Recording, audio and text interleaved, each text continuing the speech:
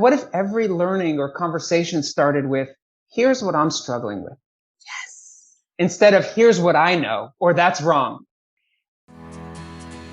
The Village Square, a nervy bunch of liberals and conservatives who believe that disagreement and dialogue make for a good conversation, a good country, and a good time. At the Village Square, we talk about politics, religion, and race. You know, the topics your mom taught you never to discuss in polite company. Listen, at the Village Square, we make pigs fly. Welcome to Village SquareCast. This is Vanessa Rouse. Thanks for joining us for Exhausted with Politics, a spiritual framework to move forward. This is a God Squad episode, and you know, it has been a minute since we've had the God Squad on, so just a super quick word about that. God Squad is our program series where we bring together various faith leaders to talk about politics and religion. We call these improbable conversations for people of faith and no faith at all, because talking politics wasn't hard enough. I have really missed the God Squad, so I'm extra excited to share this program with you. Pastor Gary Shultz of First Baptist Church of Tallahassee will be facilitating this time. And he's joined by Dr. Dan Leshem of Hillel FSU and Betsy Ouellette Zierden, who used to be here representing Good Samaritan United Methodist Church, but now she's living on an island. For real, y'all, that's not a joke. So she gets to preach to her island community. Now, doesn't that sound dreamy? And finally, our guest panelist today is Latricia Scriven of New Life United Methodist Church.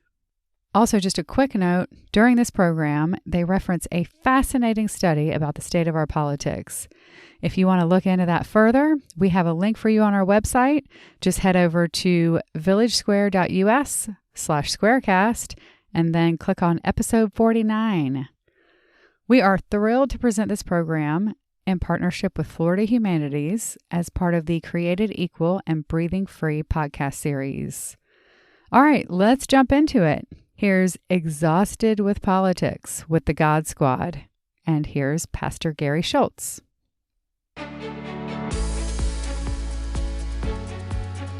Welcome to our discussion of the God Squad today on being exhausted with politics. I'm thankful for my fellow panelists. We've got Betsy Zierden, Latricia Scriven, and Dan Leshem, who are going to join me to discuss this important topic and how our faith ought to inform our understanding of politics. So there's a year-long project that was recently done by a group called More in Common, called the Hidden Tribes of America.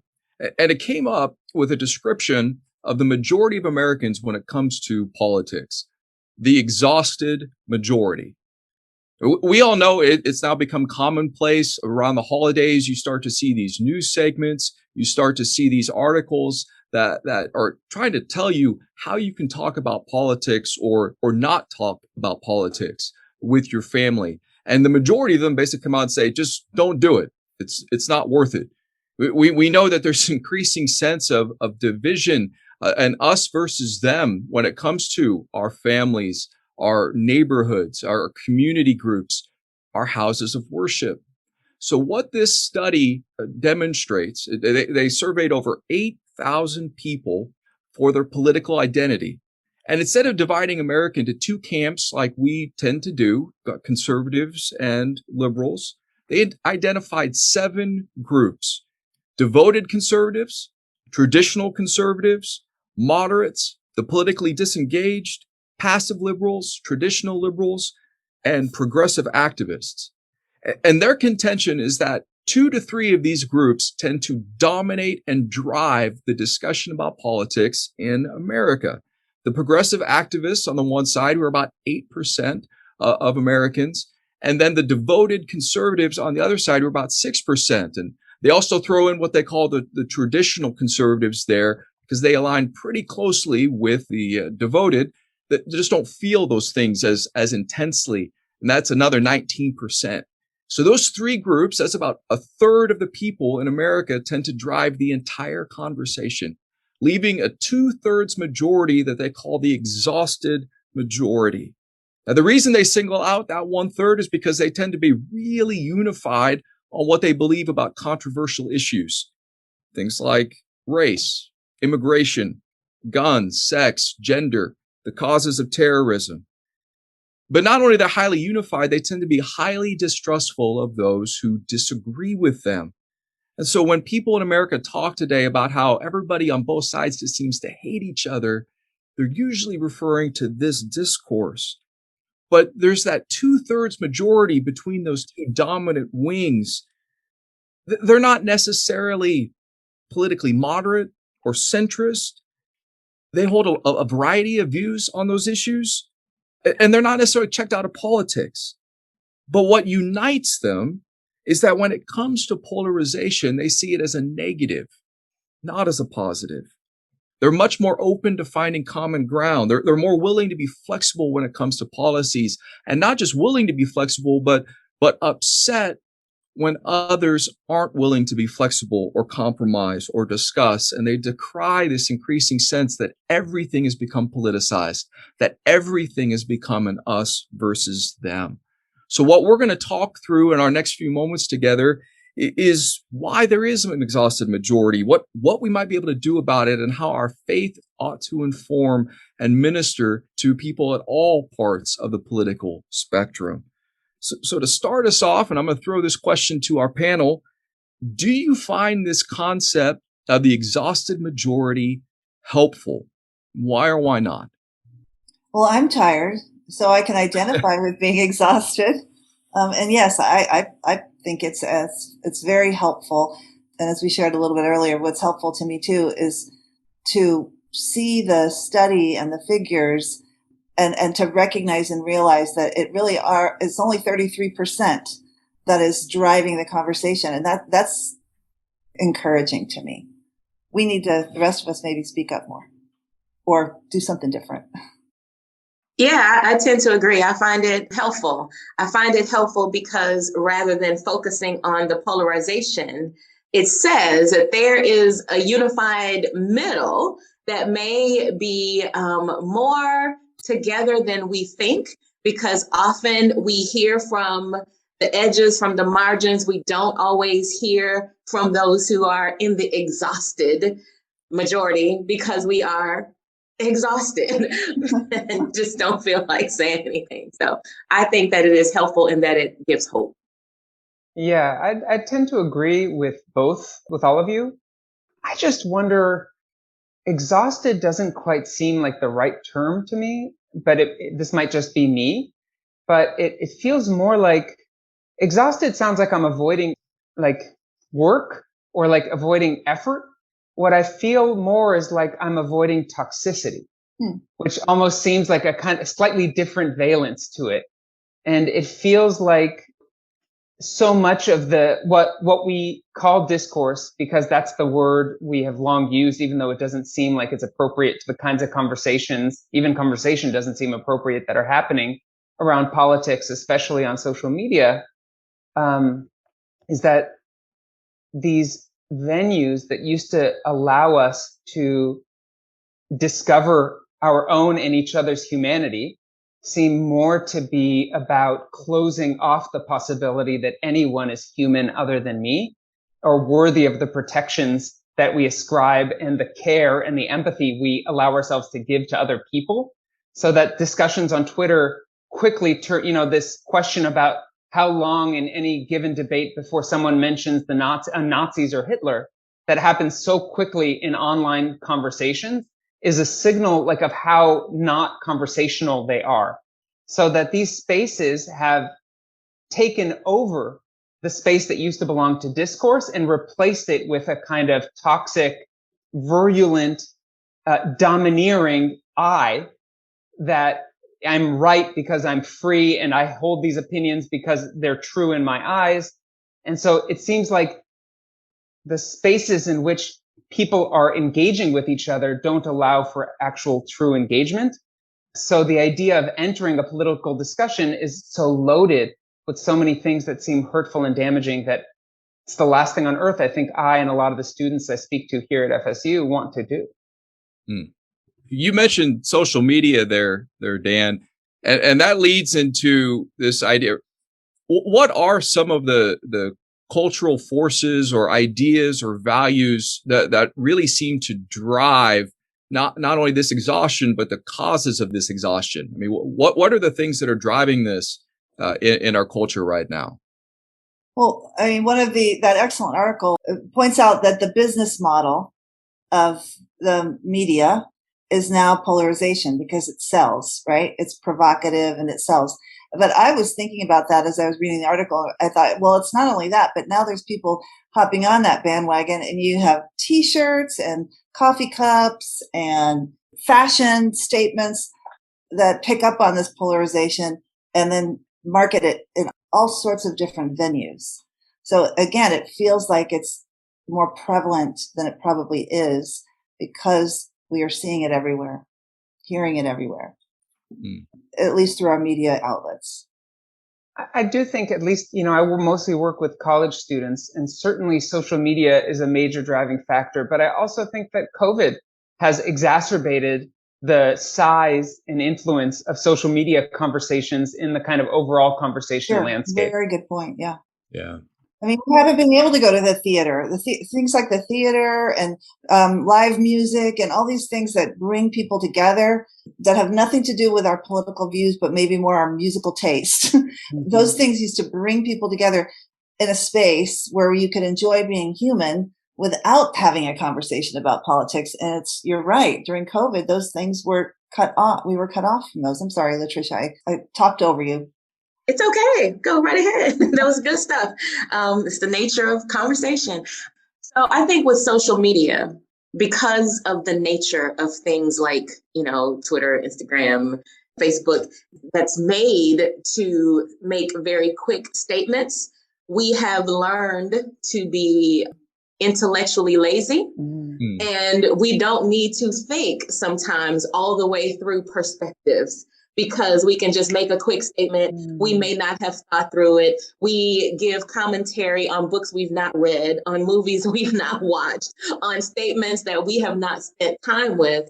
And so that lack of attention to thoughtfulness allows an intellectual laziness and a conversation laziness, if you will, that hasn't always been the case. And so we haven't built our skills for how to have healthy dialogue, how to have healthy agreements and disagreements, how to engage in discourse that has gravitas and can be allowed to sit in the space for a long time. So it has trained us to get in quick and get out quickly. And I think that just adds to the exhaustion. Yeah, I think that people that are used to and enjoy thinking deeply about topics are, like frustrated beyond exhaustion by the kinds of conversations we end up seeing around us. And it's like, there is no point for me to intervene. Before I did this work, I worked in Holocaust denial education. And this was in the earlier days of all this social media stuff, but already it was becoming clear that people were being trained, and I'm making really sweeping generalizations, trained to interpret. It's like a heuristic that something that can be said cleverly in 140 characters sounds more true than something that cannot.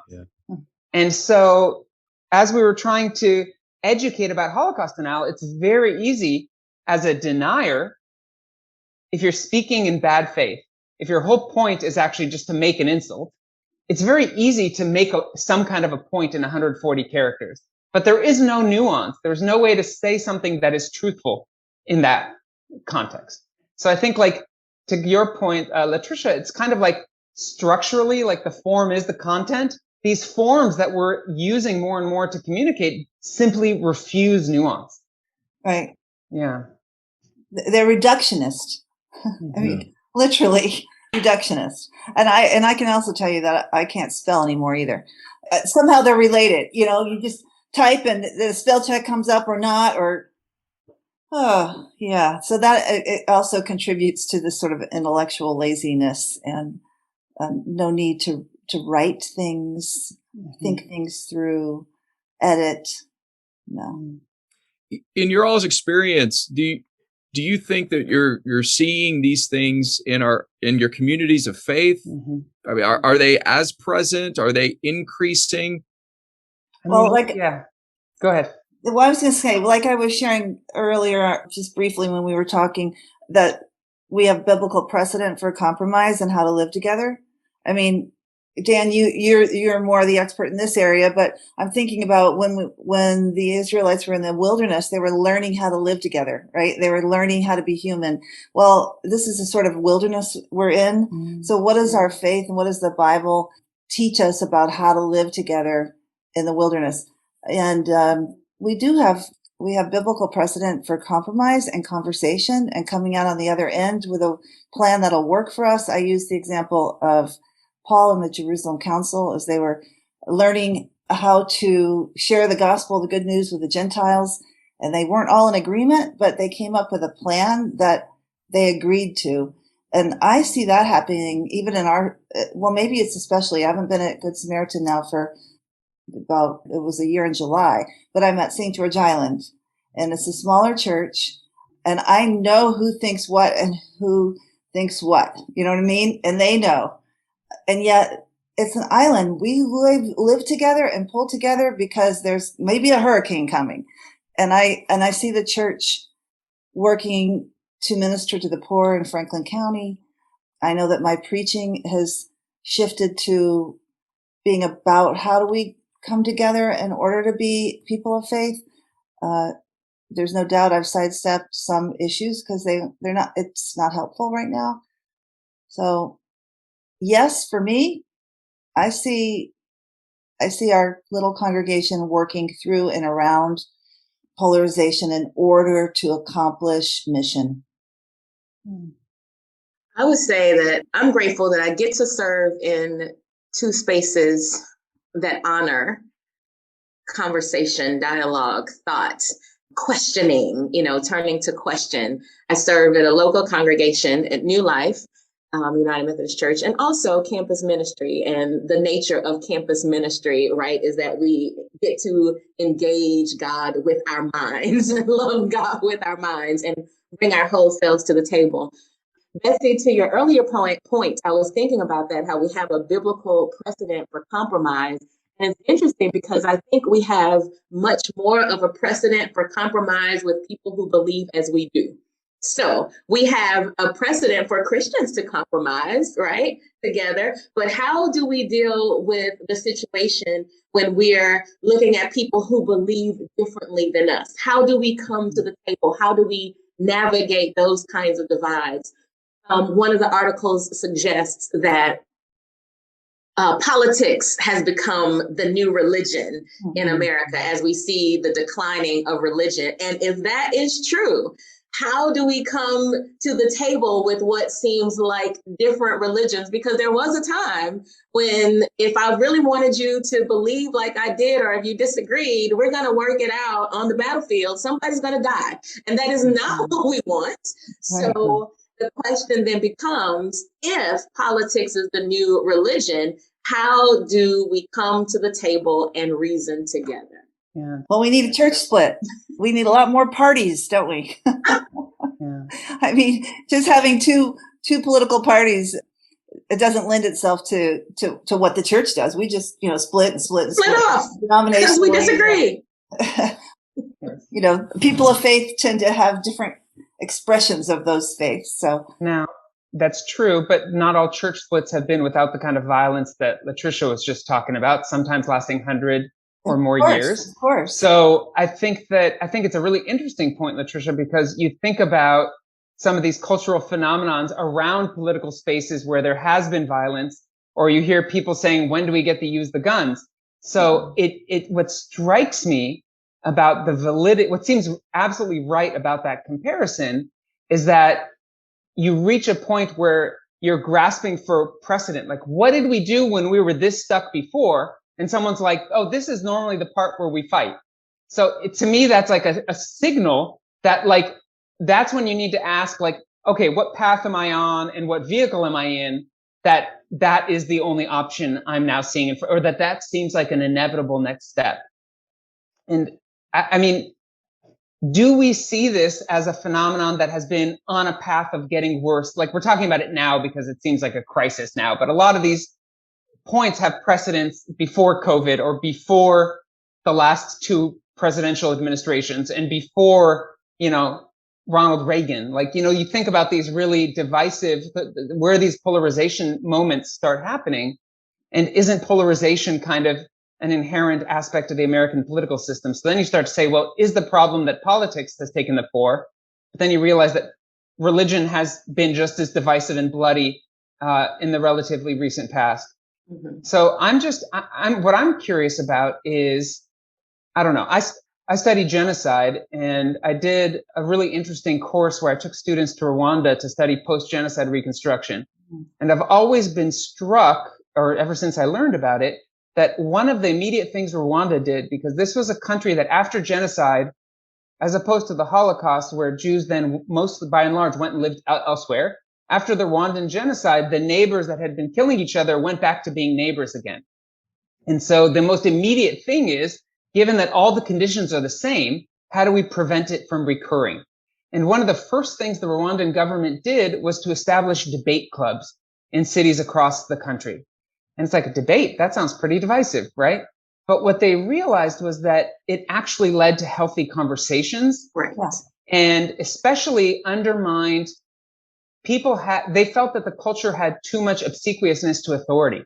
And that only through debate do people realize that they can be the kind of authors of their own narrative, and they didn't need to accept what someone higher than them had been given them as an instruction.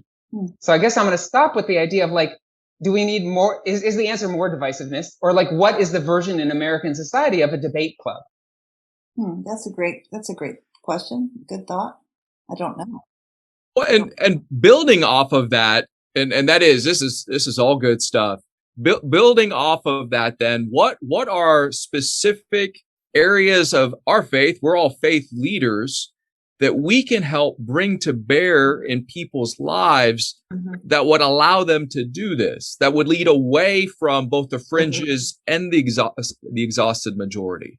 What do you think, Gary? No, well, sure. I've got a lot of thoughts about this. Well, you think in terms of what does our faith do? And of course, I'm a believer in Jesus Christ. We follow Jesus, and we're to find our identity ultimately in him, not in a political party, not in the politics of this world. While we live for him in this world, there's also an element that goes beyond this world, and helping people to understand that we live in a world. I'm going to use that biblical word sin, that's broken by sin, which means that we don't get everything right, and we live in a world that doesn't get everything right, but we trust in a God who is working to make things right, and that's coming. And so helping people to have that perspective of who they are and what life is about, I think that has immense implications. Latricia, you brought up the idea of politics as religion. When we make politics our religion, what we're doing then is we're losing that element of there's something beyond the things of this life. So the things of this life become ultimate. And so it becomes winner take all. And as we begin to help people to understand that we can't live life this way, the life shouldn't be this way, I think that begins to make a big difference and hopefully reverberates out from there. That's really interesting. Other thoughts on this? Well, Gary, you touched on it without using the words, but we have the concept of the kingdom of God come to earth. Absolutely, yes. And then, Dan, there's a concept of tikkun olam, repairing the world. And what I have found to be the way to hope and peace, when we're lighting the candles now too. Dan, you talked about Hanukkah. We're lighting the candles of Advent. And this week we're on the candle of joy, but leaning into the hope and the peace and the joy that comes from simply alleviating suffering for one child. If you give a cup of cold water to this little one, you give it to me. Yeah. When you visit somebody in prison, you're visiting Jesus. We believe that. So I don't think that is a simplification of the problem. I think it's a shift of focus. It's very interesting. Yeah.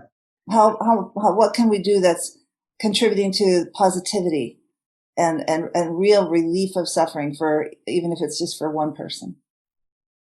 Yeah, it makes me think, right? It sends me actually back to the I and thou, and it makes me think about, to go back to an older Jewish moral and ethical philosopher, it makes me think that maybe we're not in the religion of politics, but it does seem like we're in the religion of myself and I, and this whole conversation about like, I will fight to the death for my freedom. And then you break that down, and what is it that how is you, it's a concept of freedom that's defined entirely by what I want to do and what I feel like I should be able to do. Mm-hmm. And any limit is perceived of as an external imposition. So yes, kingdom of God, like that's like a limit that's like feels a million miles away from most people. But I'm even going to gravitate to the politician or the commentator who reaffirms that I am a singular and absolutely entitled human being on this planet, and that I have no responsibility to anyone other than me. And actually everyone has the responsibility to respect my absolute autonomy.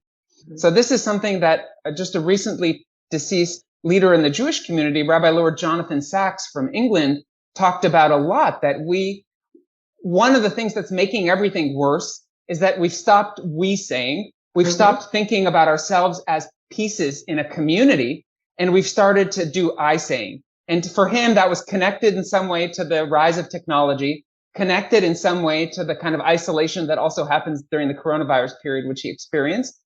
But it's part of a larger trend towards trying to give as much autonomy to me and my desires and my absolute right to manifest my own, fantasies, as opposed to subordinating any part of that to the good of others. And I think that, Betsy, when you talk about visiting someone in prison, or you talk about feeding someone who is hungry, that extra step of saying that, of seeing them in a way as greater and their needs as greater and more important than mine, I think is kind of a skill or a muscle that we seem to have lost culturally. And maybe that is on us as leaders.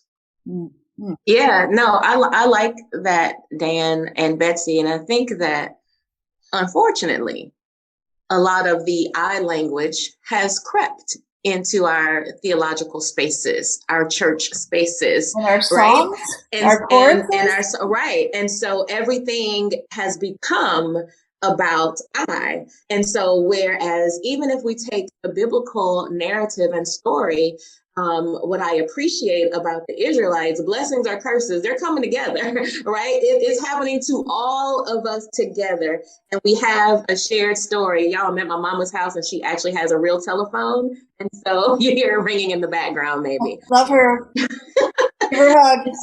And so it has crept into our spaces. And so we've lost that sort of, and I don't think it's gone for good and gone for everyone, but that thing that ties us all together. God, make us one with you, what we say in all the time on Sundays, one with each other and one in ministry to all of creation. From an African point of view, I am because we are, therefore I am.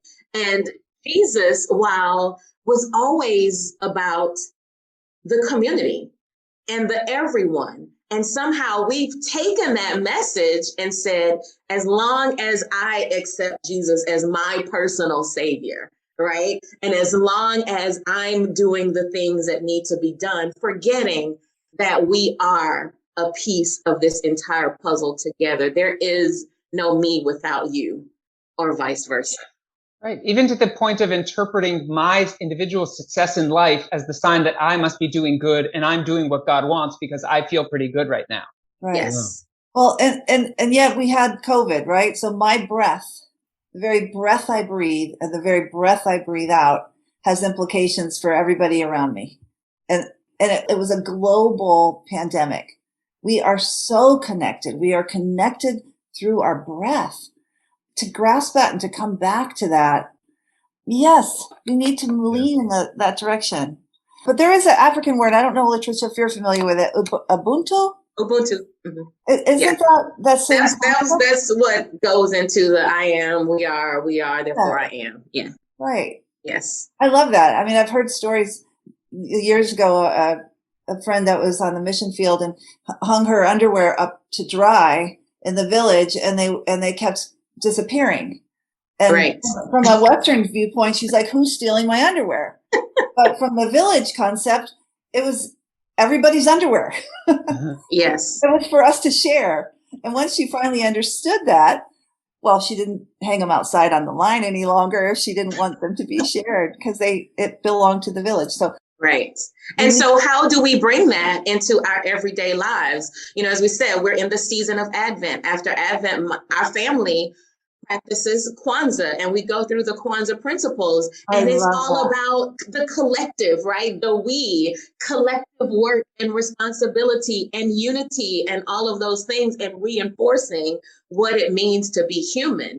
And to be human doesn't mean that we stand as an island in isolation, because none of us would be able to survive. And everything is about the collective. Yeah, that's right. We are all so interdependent. Yes. To point that out. Yeah. We had a really interesting experience with Hanukkah, which just happened, which was something that I kind of believed would be true. But so I wonder, talking to us about what we think we are doing and what our communities want. So like, we serve students, so we often imagine that as what can we do for the students, right? And we think like maybe a student who's come a lot might be interested in helping us put on a program. Like they'll come and help decorate, or they'll come and help do this. But when we had to make 150 pounds of potatoes into 800 latkes last week, we sent out a call broadly about like who will come and help us make latkes to feed your fellow students. And people, I want to bang the table, I'm not that kind of guy, but people who never came to anything before came to help make latkes. Yeah. And speaking about this 2/3 part of the community, right? So there's obviously a part that just wants to be fed and served and shown interesting things and like be spoon fed, right?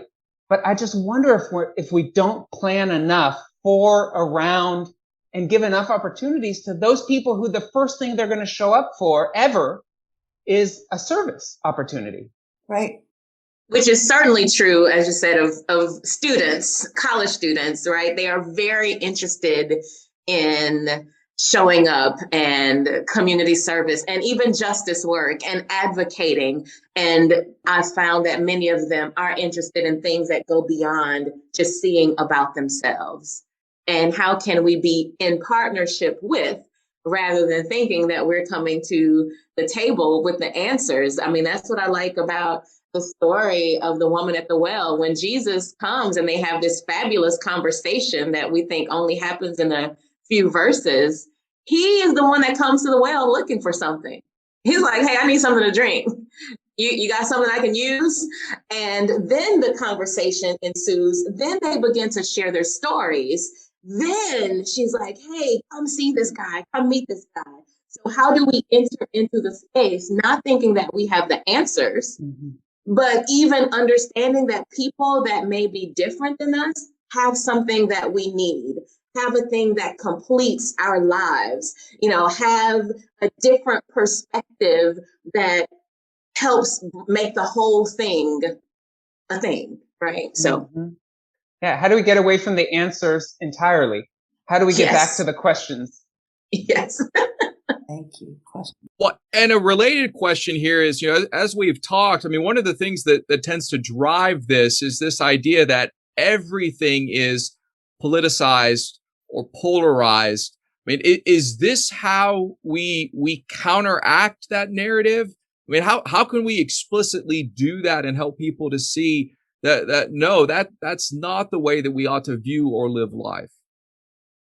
Well, I mean, just to point out, perhaps in a sermon that, hey, I read the study, and guess what? All the noise we're hearing, all the controversy and the polarization, it's not all, we don't all feel that way. It's just getting more airtime. It's just 10 guys. Yeah. I mean, that's refreshing. And I mean, I kind of knew that in my heart of hearts, because I'm an optimist. But to see that there's been a study done very well done. To share that information in itself has given me hope. Now, some of the other things we read were not as helpful, Gary. Some of the other articles that you sent us, there are some academics that don't believe that we'll get to the center anytime soon. But as I shared, I'm an optimist. As an academic, I can attest we're trained to view the world that way. Yeah. Yeah. Yeah. No, I think your point is really well taken. And part of me thinks like, let's just avoid all those hot topics, right? And one probably can't forever. But I just feel like there is a shortage of wonder, right? I've always been disturbed in Judaism and in other religious traditions with the fear and trembling piece. Like you should tremble before God. And I've always felt that there's something wrong about that. And I think that ultimately, like a lot of things, as a Jew living in America, I think it's got to be a problem of translation. Like, let's go back to the Tremble original. with awe. Tremble with awe. Right. So that's what I finally came to. Yeah. And I think like awe is another one of those muscles or like abilities or skills or techniques that it's just absent. It's like, it just feels like if it was color, like we used to have color, life in color or society in color, and we've drained all the color away. And we only want to see two things. We only want to see yes and no. That's like the computer logic has invaded our logic, and we can only think the way computers think. Which is a Western ideology and perspective in a lot of ways. That's creeping into everything. This sort of either or. Why can it not be both and? You know, in terms of wondering and in terms of the coexistence of all things, it is both. It is and it can happen. Yeah. Right. And since we are faith leaders, I would say that one of the practices that is found in all of different religions, the practice of meditation, the practice of contemplation, moves a person or a group away from this dualistic thinking into a place of mystery where you sit with the questions. Sit with the question. You sit with the wonder. You sit with the mystery of life. And somehow you come out of that space more united with people that might be very different in their thinking, but you've experienced the reality of union. I keep seeing it in my biblical reading recently because I actually been teaching a prayer as meditation class this semester for students. Okay, good. Yeah. Really for me, but I've invited students. But it's been so profound. But like looking at the biblical sources to like bring text in to help us think about it, so often, I'd never noticed this before, the text will say, think with your heart. Mm-hmm. And that's been poorly interpreted to me as, oh yeah, people used to think that the center of thought was in their heart. And I think that's not the explanation. Right. It's just that as Westerners, we have decided that all thought happens in the brain, that's all that matters, and repress. And this dualism is the source of it, right? The mind and the body. But I think like there is this tremendous power to like trying to see. The Psalms will often talk about seeing through your heart. Like, what does that mean? Like, and whereas like negative theology used to have a negative connotation, there's something been really powerful in this meditation class about let's try to think about something that we absolutely can know nothing about. What does that mean?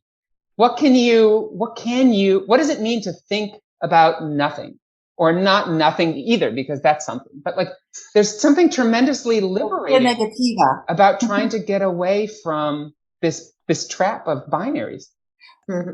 Well, just another word on wonder. I just was jotting some things down earlier, and we already mentioned Hanukkah, and that you have the lighting of the candles, and we have the Advent candles, and on Christmas Eve, most of our Christian churches have a candle lighting where everybody in the whole congregation holds up their light. Mm-hmm. But also in the Hindu religion, they have Diwali, which is a celebration of light. Mm-hmm. So when you think about the things that unite us, there's a perfect example of 3 different religious holidays from 3 different religions, but we all hold up light.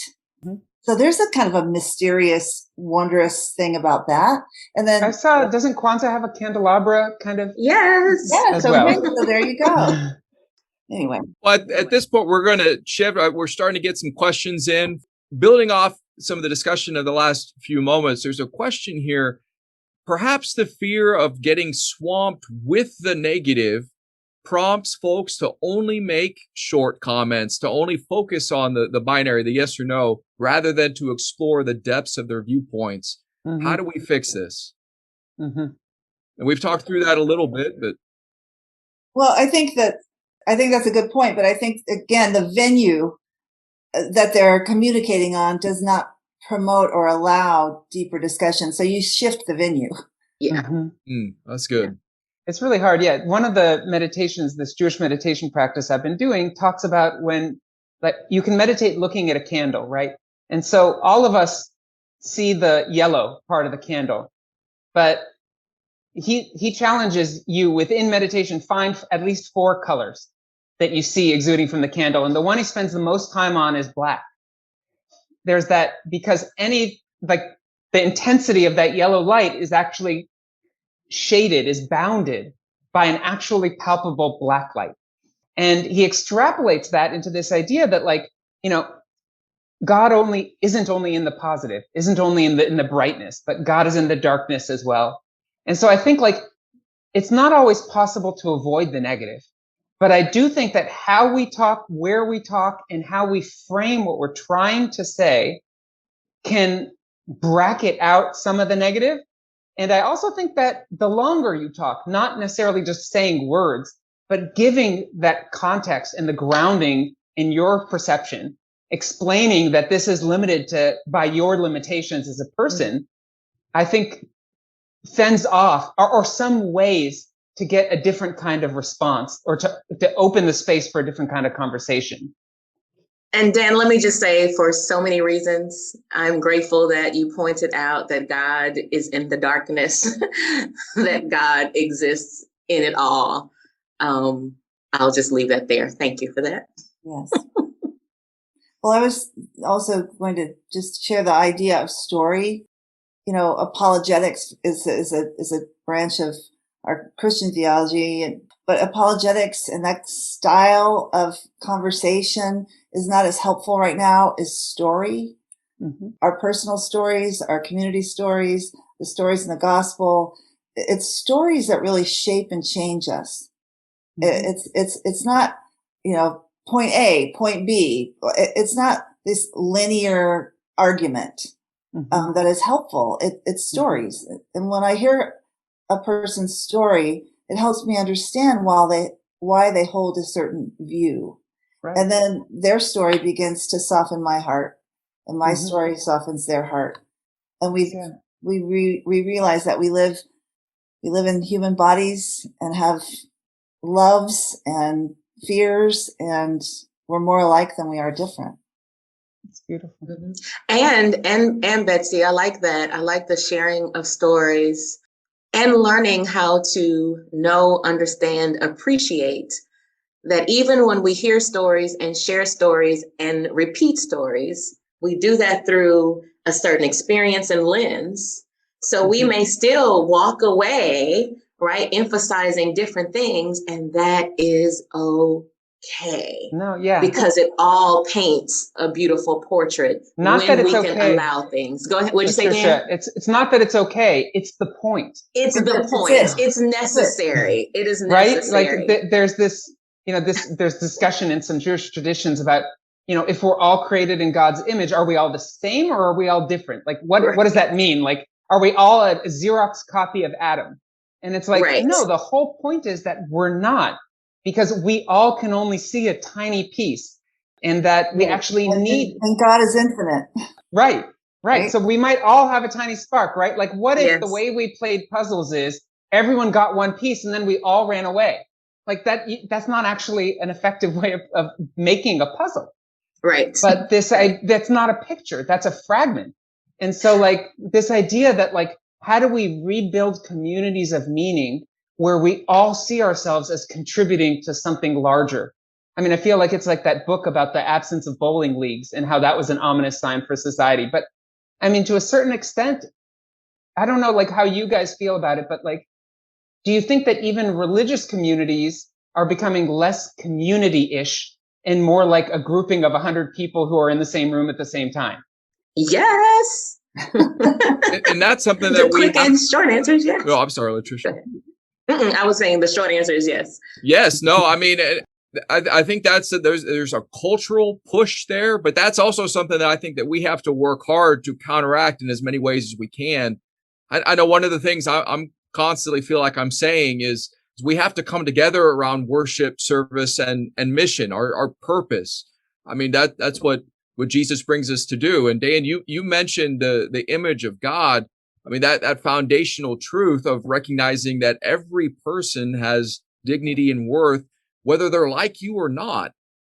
I mean, and then part of what we're supposed to look like as a Christian community is bringing together people who might have nothing in common except Christ. And again, I'm speaking of where we're coming from. I mean, or the foundational truth that Christ died for all, that grace is available for all if you would turn to him. And that we are to keep that all in mind, that when Jesus saves you, he doesn't, Latricia, you brought this up earlier, doesn't just save you to be solitary, but to be part of a body of people. And the body is not meant to be uniform or monochrome or however we want to describe that. And I think continuing to model and do what we can to help people to experience genuine community is one of the key needs of people today. Yeah, and one of the keys, is when we have existed in brokenness, all of what Jesus does is teaches us how to love, right? Mm-hmm. And so part of the issue with being all over the place is what becomes the foundational principle that holds us all together. That mm-hmm. when we think we have reached an impasse, whether it is real or imagined, what is it that we turn to that gets to hold us together? And so in the tradition from which I come, a lot of that is an emphasis on love. What does that mean? What does it mean, right, for me to love beyond myself in this world where we're all different? And I like that example of, I think, Betsy, you said the infinite, because as one that's coming from a mathematical background, the closest that we can come to God, our deepest understanding is a mere approximation. There is no way that we can actually get to the infinite nature of the thing that we call God. And right. So much of what we do is then we begin to create a God in our image because we can't imagine ourselves being created in God's image because God exists so far beyond us. And so if we can even think more of ourselves and what is it possible, and I believe it is, to have this kind of love and concern for other people and harmony. Yeah. So, yeah. So I'd like to put some practicality around the word love, mm-hmm. taken directly out of, again, the article, Hidden Tribes. Yes. The one thing that bipartisan majorities agree on, and this has to do with our being human beings, right? Made in the image of God, human beings, clean air and water. Mm-hmm. We all need clean air and water. The loving thing to do is to work so that all people have clean air and water. The other thing that the bipartisan majority agreed on is affordable health care. Mm-hmm. Health care. Jesus went around feeding and healing people, right? Healing people. Quality education, engaging the mind. And then the last one, according to the article, it was a right to a job. Right? Mm-hmm. We were created for purpose and to contribute. So I was thrilled to see that all these people in this middle, although they may not agree on how to achieve, how to get there. Love looks like clean water. Love mm-hmm. looks like good schools. Love looks like safety. Love looks like enough to eat. Love mm-hmm. looks like healthcare. So are you suggesting, Betsy, that we should figure out the things that we kind of agree on and work towards making those things happen? I do think that the people on the edges are, the ones that create this idea that we're all polarized. I do think that they speak louder and they have certain buzzwords that tend to a divide. Mm-hmm. Mm-hmm. And I know I'm not even going to mention them because I'm sure some of them are coming to mind. But the bottom line is, I'm hungry and you fed me. Mm-hmm. I was thirsty, and you gave me a cup of water. In the wilderness, there had the manna. Water came out of the rock. I mean, the basic needs for human beings should be what we work towards. Look, and I think that the other thing that the Jewish tradition, the Hebrew ethical philosophers all talk about is the stranger, the widow, and the orphan. Absolutely. And I think this gets back to what we're saying. And why do they emphasize that? Because you don't need to write a lot about things people are inclined to do anyway.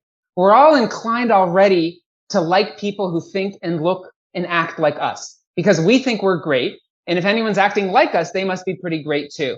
But the actual injunction, the only thing it actually says you should focus on, and what do we mean by the stranger, the widow, and the orphan? What did they mean then? It meant the people who have nothing and no access to getting those things. And the stranger is not just the person who's not from your town and not just a Hebrew, but someone you don't get at all. Like that's truly other, right? This is, what is alterity? Like, Levinas, who's one of my favorite Jewish ethical philosophers, says, we all have, he calls it an allergy.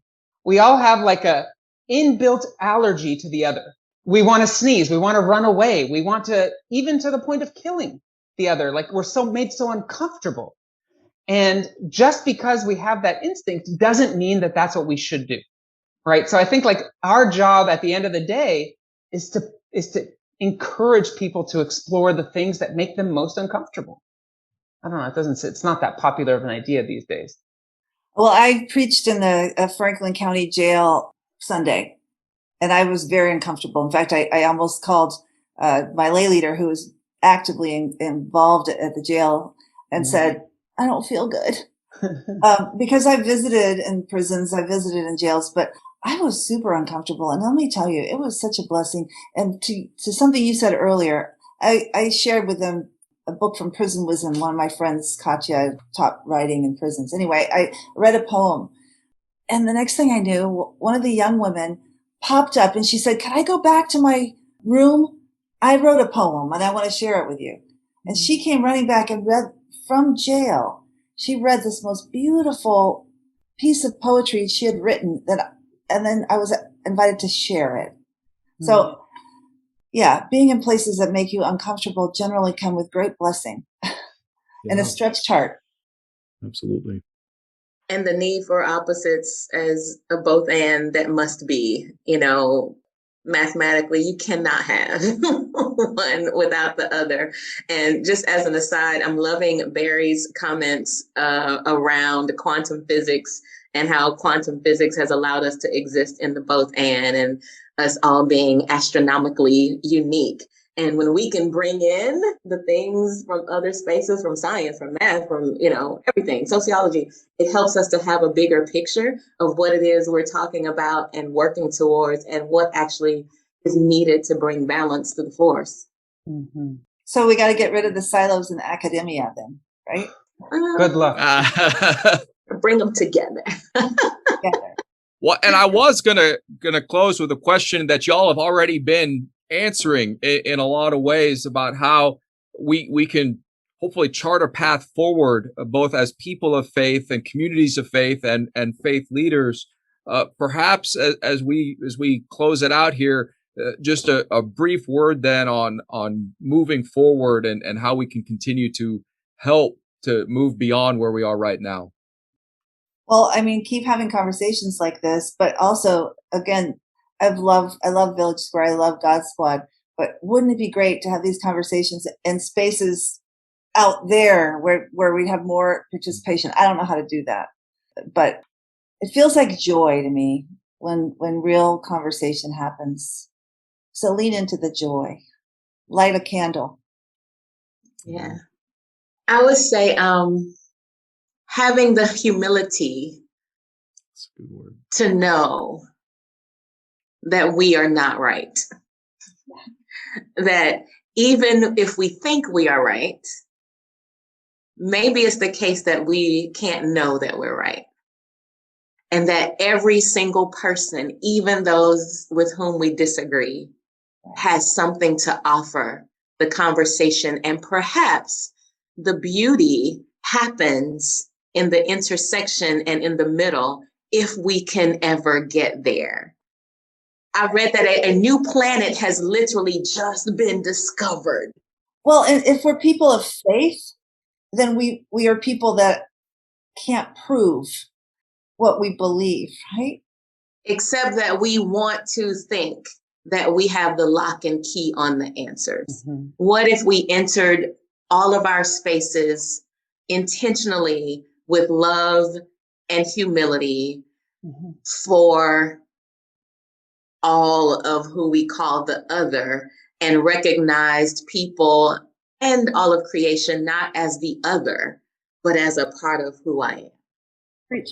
Yeah, that's really, you know what it makes me think, Latricia, going off of what you're saying, like how, like, especially when I'm teaching, like with this meditation class, I had that realization, like, how do we move away as human beings from talking about what we think we know and presenting those aspects of ourselves that we're comfortable with and complete with? Like, what if every learning or conversation started with, here's what I'm struggling with?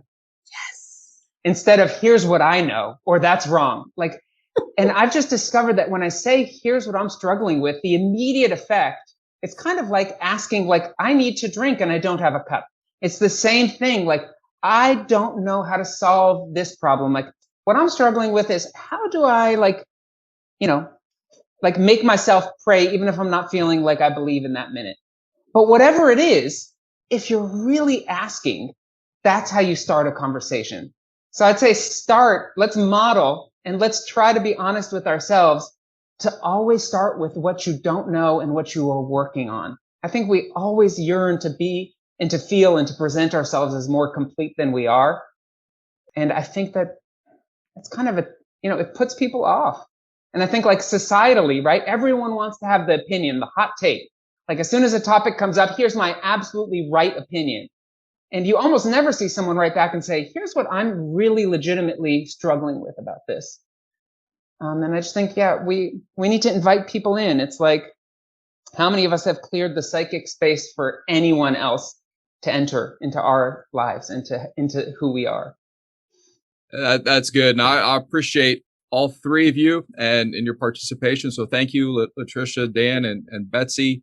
Want to thank you all, and want to thank everybody who joined us and participated as we talked about these very important issues. Thank you, Village Square. Yes. And thank you. Yes. Yes. And look forward to seeing you all again soon. Yes. Thank you, Gary. Yes. See you. Thank you. Hey there, it's Vanessa back with you.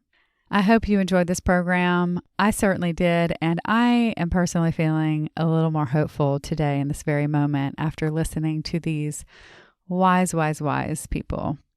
You know, what we learned here in this episode ties in so well with my favorite moment from our last episode, A Defense of Truth with Jonathan Rausch.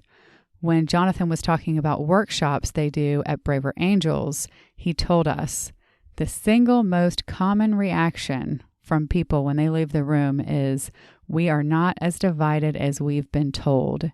And that completely fits with what we learned at the beginning of this episode. 1/3 of our population is being the loudest and making the rest of us feel like we're more divided than we really are. And this is why I think it really is time for average Americans like you and me, just regular old people, to answer the call and take back the narrative. And while I'm on my soapbox, I'll just say that I think this is an area where many of us living through this moment in history, we sometimes feel entitled to our democracy and to our freedom, while many of us have not had to participate in the hard work required to make this brilliant American experiment successful. I think many of us, and I'm definitely talking to myself here too, we've sort of been on autopilot and it's kind of been working okay. But here we are now in this moment in time where we're faced with new challenges of a 21st century in an interconnected world where the battlefield has moved into our living rooms and into our pockets. And we have to answer the call to shape solutions that work in this day and age. And I really think that those of us in the exhausted majority, we have to be vocal participants because, something else that we've learned in various past programs is how our politicians are largely listening to the 1/3 because that's who shows up at the primaries and that's who they hear from the most.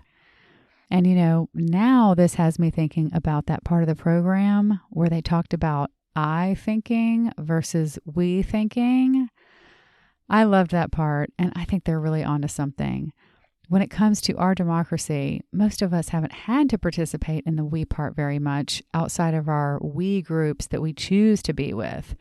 But when we recognize the power of the exhausted majority, people who might not hold your exact same views, but who are not extreme and who likely have core values more similar to our own than we think, that's how we can move the needle.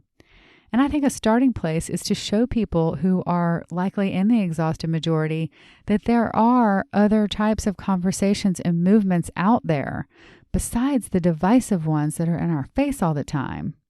You already know that because you're here with us, and there's so many more out there also.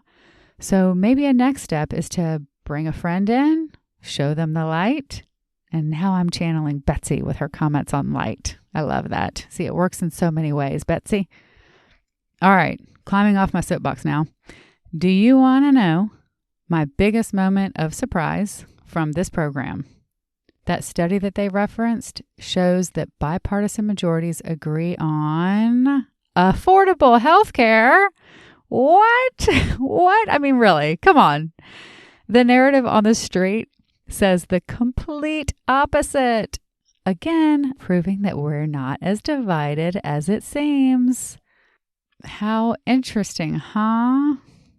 Remember, you can check out the survey for yourself. We have a link on our website at villagesquare.us/SquareCast, and then click on episode 49. You can also visit our website to sign up for our newsletter, which is the best way to see what's happening at the Village Square. Just go to villagesquare.us and scroll to the bottom where the little email box is. All right, that's about it for today's program. Let's hear it for Gary, Betsy, Dan, and Latricia. We're so thankful they took on this important topic. And a huge thanks goes to Florida Humanities for partnering with us to present this podcast series, Created Equal and Breathing Free. Also thanks to Bill and Jill Maddox and Spence Davis for helping to make these programs possible through their generous donations.